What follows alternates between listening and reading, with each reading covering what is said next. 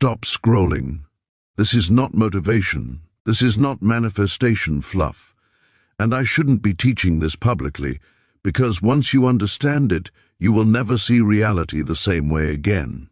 Most people in the United States and the United Kingdom are taught to work harder, think smaller, obey the clock, obey the system, obey fear.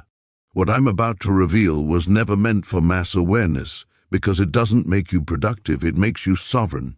If you've ever felt like reality bends around certain people, like luck isn't random, like time speeds up and slows down when you're emotionally charged, this message is not an accident.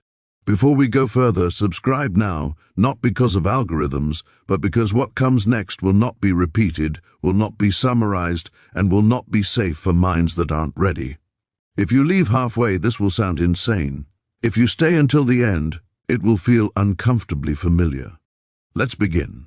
You were not born into a neutral universe, you were born into a carefully stabilized one, a version of reality that functions only as long as its participants agree not to question the rules that shape it. And the first rule you were taught, before language, before logic, before memory, was limitation. Not limitation as a concept, but limitation as atmosphere. Gravity was explained before consciousness, time before awareness, money before value, and survival before meaning. This is not accidental. A system does not need to imprison the body if it successfully convinces the mind that reality is fixed, external, and indifferent. From childhood you were told that thoughts are private, imagination is harmless, intuition is coincidence, and consciousness is a byproduct of matter. Yet no one could explain why observation changes outcomes, why belief alters biology, why intention reorganizes probability. That omission was deliberate, because the moment you realize that consciousness is not inside the universe, but the universe is. Inside consciousness, the hierarchy collapses. Quantum physics quietly admitted this decades ago, but the implications were buried under equations so complex they discouraged curiosity. The observer effect was reduced to math, not meaning. Reality became numbers instead of experience. But here is the forbidden truth. You are not observing reality, you are selecting it. Every moment, infinite timelines exist as probabilities, not as places, and your emotional frequency acts like a tuning dial. Fear collapses one version, certainty collapses another. The reason manifestation sometimes works is because most people attempt to change reality while remaining emotionally loyal to the timeline they claim to hate.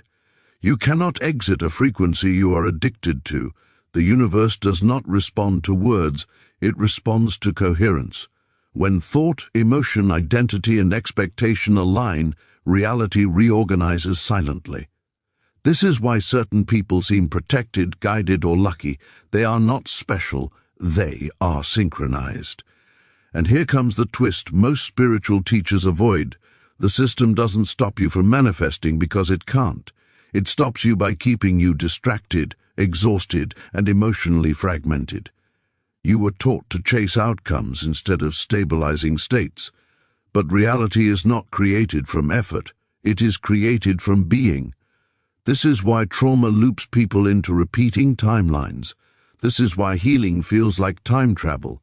This is why awakening feels lonely. Because when you shift internally, you no longer vibrate at the same narrative speed as the world around you. And the moment you begin to feel that dissonance, that quiet sense that something is off, that life feels scripted, that reactions feel recycled, you have already started to exit the old reality. Most people call this anxiety. Others call it depression. But in truth, it is the sensation of an identity dissolving faster than the mind can explain. You were never meant to awaken gently. You were meant to awaken irreversibly. There is a phase of awakening no one warns you about, because it does not feel spiritual, it feels destabilizing, like the rules of cause and effect have loosened just enough to make coincidence feel intentional, and intention feel dangerous. This is when reality begins to respond faster than you are comfortable with. Thoughts echo back as experiences. Conversations mirror internal questions, symbols repeat, time compresses, and for the first time you realize the universe is not neutral, it is responsive.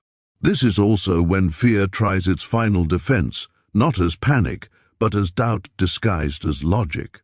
You start asking yourself whether you're projecting meaning, whether you're imagining patterns, whether you're losing objectivity. That self-questioning is the last firewall of the old identity, because once you accept that reality is participatory, responsibility replaces comfort. You can no longer blame fate, society, or circumstance without feeling the subtle lie behind it. This is why many people unconsciously choose to go back to sleep. Not because awakening is false, but because it removes the luxury of unconsciousness. The law of attraction was popularized in a diluted form precisely to avoid this moment. People were told to visualize outcomes, not to dismantle identities. They were told to want more, not to become different. But timelines do not shift because you desire something. They shift because the version of you capable of receiving it becomes stable, and stability does not come from positivity, it comes from integration. This is where shadow, trauma, and suppressed emotion become fuel instead of obstacles. Every unresolved emotion anchors you to a past timeline. Every fully felt emotion releases stored momentum. This is why healing accelerates manifestation more than affirmations ever could. The universe is not rewarding you, it is recalculating around you. Parallel realities are not science fiction, they are probability fields. You are not jumping into them physically, you are collapsing into them psychologically and emotionally. And the more coherent you become, the fewer random events you experience. Life starts feeling scripted not because it is fake, but because you are finally reading the code instead of reacting to the surface. This is also the stage where people around you begin to change, drift, resist, or disappear. Not because you are abandoning them, but because shared timelines require shared frequency agreements. Some relationships cannot survive your expansion because they were built on versions of you that no longer exist. This is not punishment, it is physics.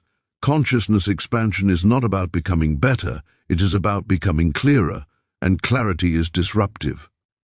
The final twist of this chapter is this: the universe does not test you to see if you're worthy, it reflects you to show you who you believe yourself to be. The moment you stop asking for signs and start acting as the version of you who already knows, reality stops whispering and starts confirming. And once that begins, there is no unseeing it. Reality doesn't just respond, it watches. And when it recognizes itself in you, the game changes permanently. Once you reach the stage where reality begins responding faster, a deeper question surfaces, one most people never ask. Because the answer dismantles comfort entirely.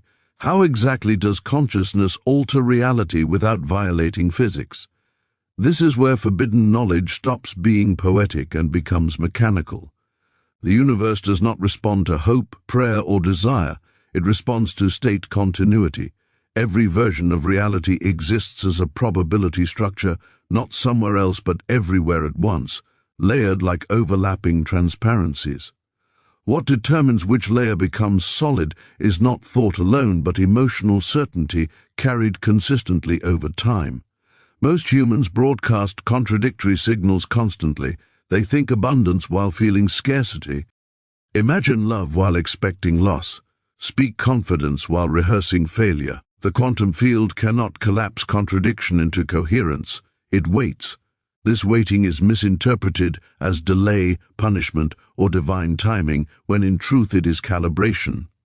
The moment your internal signal stabilizes, when expectation, emotion, identity, and nervous system regulation align, reality no longer has multiple instructions, it locks in.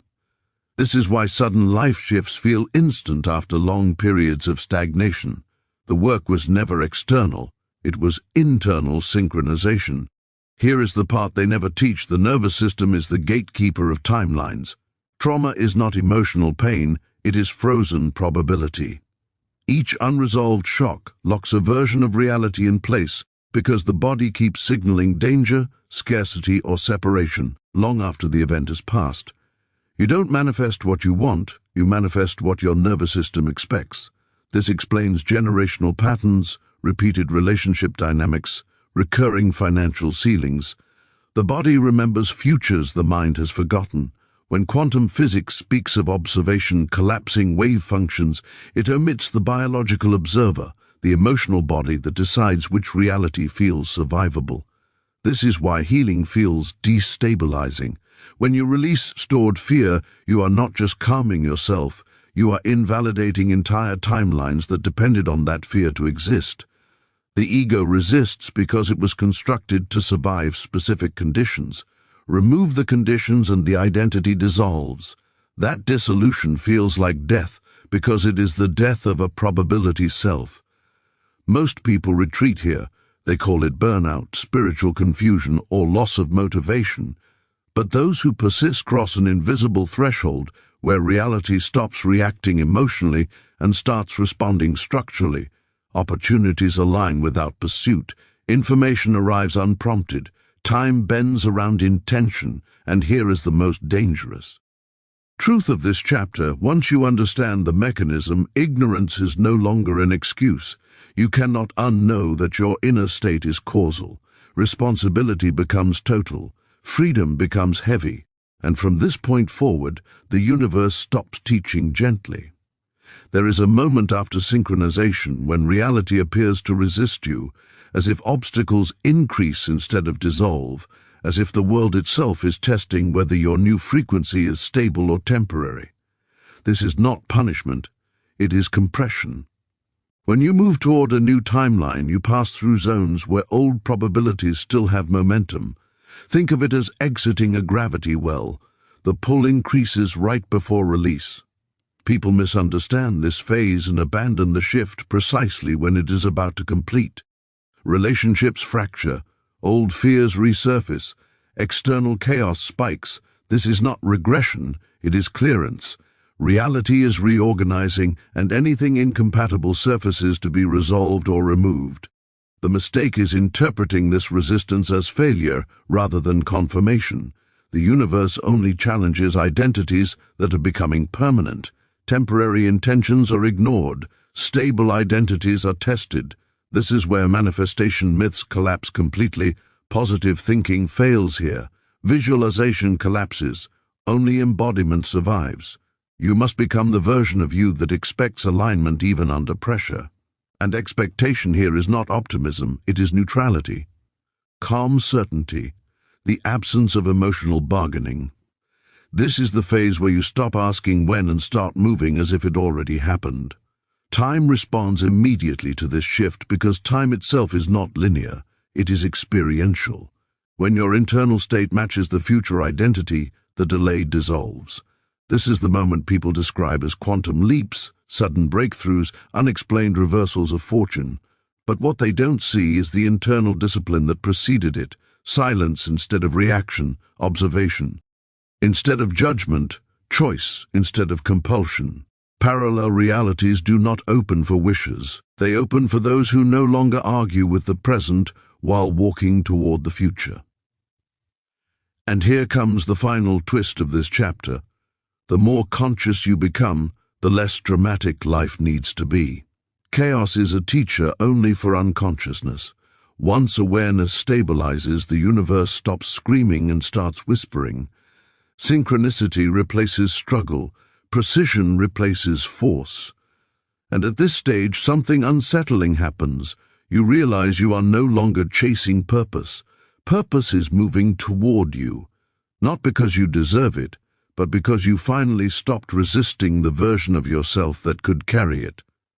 This is where the old world truly ends, not with catastrophe, but with quiet inevitability. The identity collapse. No one survives unchanged at this stage. The most dangerous illusion dissolves, the belief that awakening adds something to you, when in truth it subtracts everything that was never real.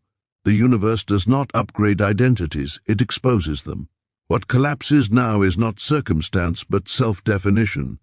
The roles you unconsciously perform to stay safe pleaser, fighter, thinker, controller, victim, savior, begin to malfunction.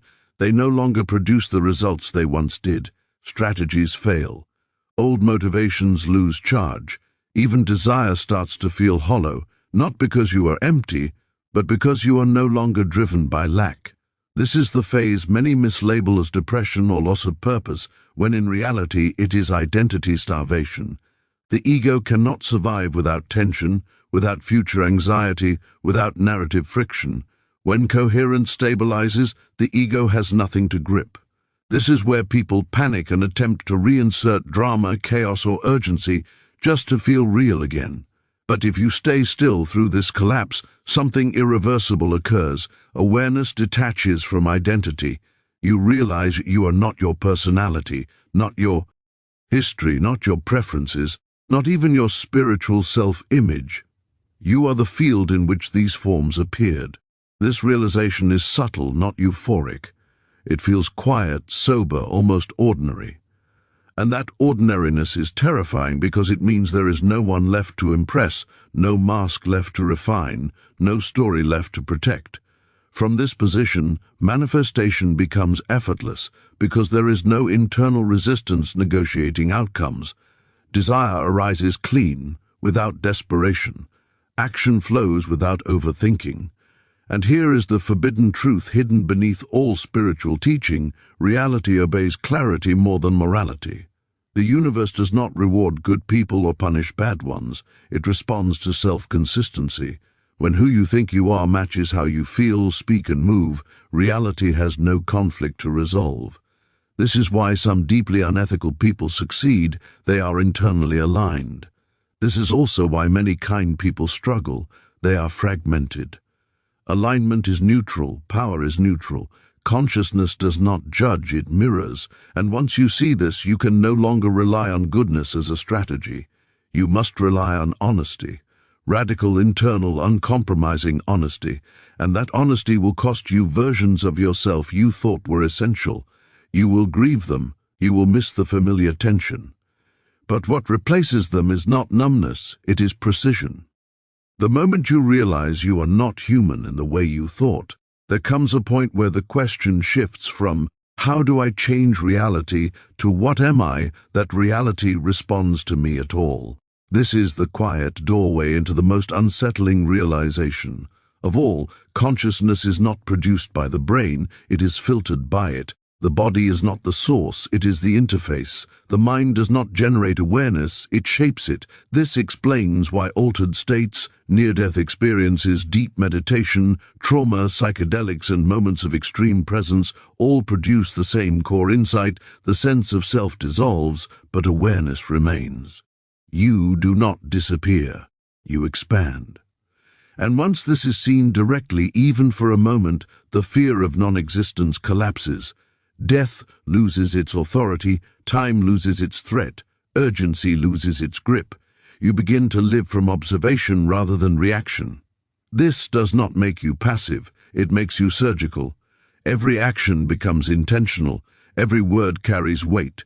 You stop leaking energy into imagined futures and unresolved pasts, and as a result, reality becomes astonishingly responsive. Not dramatic, not mystical, but efficient. Needs are met before desperation arises. Guidance appears without ritual. Solutions surface without force. This is what ancient texts meant by being in the world but not of it. You still participate, but you are no longer hypnotized by the game. And here is the final twist of this chapter. Once you stop identifying as human in the psychological sense, you become profoundly humane. Compassion arises naturally, not as virtue, but as recognition. You see others not as enemies, obstacles, or projections, but as consciousness caught in unfinished loops. You do not need to save them. You do not need to wake them. Your coherence alone alters the field they exist in. This is the true meaning of frequency shift, not escape, not superiority, influence without effort, presence without agenda. And at this point, something extraordinary becomes obvious. The universe was never testing you. It was remembering itself through you. Why the system fears coherent individuals? Once coherence stabilizes, you begin to notice something unsettling. Systems react to you differently. Institutions feel brittle. Authority feels performative. Rules feel conditional. This is not rebellion, it is perception sharpening. Large systems are not maintained by force alone, they are maintained by predictable psychology. They rely on fear-based incentives, delayed rewards, identity pressure, and emotional fragmentation. A coherent individual disrupts this without resistance. They cannot be easily manipulated because they do not need validation, urgency, or permission. They do not outsource meaning to institutions. They do not confuse compliance with safety. This is why truly sovereign individuals are rarely promoted, amplified, or celebrated until they are neutralized into symbols. The system does not fear anger. It does not fear protest. It fears neutrality with clarity, because such a mind cannot be polarized, rushed, or distracted. It sees patterns instead of narratives. It responds instead of reacts. And when enough people reach this state, collective timelines destabilize, economies shift, cultural myths fracture. Old authorities lose legitimacy without being attacked. This is why education is structured around memorization instead of perception, productivity instead of awareness, specialization instead of integration. A fragmented mind is a manageable mind. A coherent one is not. Here is the twist most never consider. The system does not hate you. It depends on unconsciousness the way gravity depends on mass. It cannot function without predictable behavior. When you step outside that predictability, you don't become an enemy. You become an anomaly. And anomalies are either corrected, ignored, or isolated. This is why awakening often brings loneliness. Not because you are better, but because you are less. Programmable. Conversations feel repetitive. Media feels scripted. Social rituals feel hollow. You are no longer synchronized with mass emotional cycles. But this isolation is temporary if you do not turn it into identity. Coherence attracts coherence. Eventually you encounter others who are not trying to wake anyone up, not trying to save the world, not trying to be spiritual, but who are quietly stable, grounded, and unreactive. These individuals form invisible networks that shift culture not through movements, but through presence. And here lies the real threat. A world filled with such individuals would not collapse. It would simply stop obeying narratives that no longer make sense. The final illusion of control, and what replaces IT, the last illusion to dissolve, is control, not control over others, but control over outcomes. Even spiritual seekers cling to this unconsciously, disguising it as intention, discipline, or alignment. But control is still fear-wearing sophistication. It assumes reality must be managed to be safe. Coherence reveals something far more unsettling and liberating. Reality self-organizes when interference ends. This does not mean inaction, it means non-compulsion. Action still occurs, but without internal pressure. Decisions arise from clarity rather than anxiety. When this happens, you notice that life flows with far less friction, not because everything goes your way, but because you are no longer fighting outcomes mentally before they arrive. You respond to what is, not to imagined consequences. This creates an almost unfair advantage in a world addicted to overthinking. You see opportunities others miss because you are not clouded by narrative noise. You recover from setbacks faster because you do not personalize them. You pivot without identity collapse. And here is the final twist of this chapter. Surrender is not giving up control. It is recognizing that control was never yours to begin with. The ego confuses prediction with power. Consciousness understands participation. You are not steering the universe, you are dancing with it. When this is realized, manifestation stops being a practice and becomes a side effect. The law of attraction dissolves into something far more accurate, the law of resonance. What you are, you experience, not eventually, immediately. And when this becomes obvious, the chase ends. The future stops pulling you forward. The present stops feeling incomplete. You do not transcend reality, you inhabit it fully. And in that full inhabitation, something quietly miraculous happens. Life stops feeling like a problem that needs solving and starts feeling like an intelligence that is finally being listened to. The point of no return there is a moment that does not announce itself, does not arrive with fireworks or visions, but once crossed, nothing can be undone. This is the point of no return, where you realize you are no longer seeking truth because you are living from it. The hunger that once drove you to search, read, watch, and question dissolves.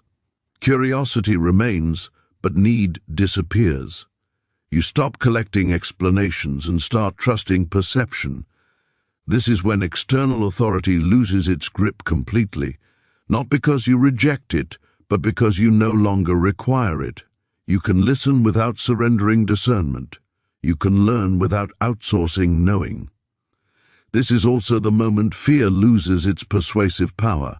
It may still appear, but it no longer commands behavior. You see fear as an informational signal, not a directive. This alone changes everything. Decisions that once felt risky now feel obvious.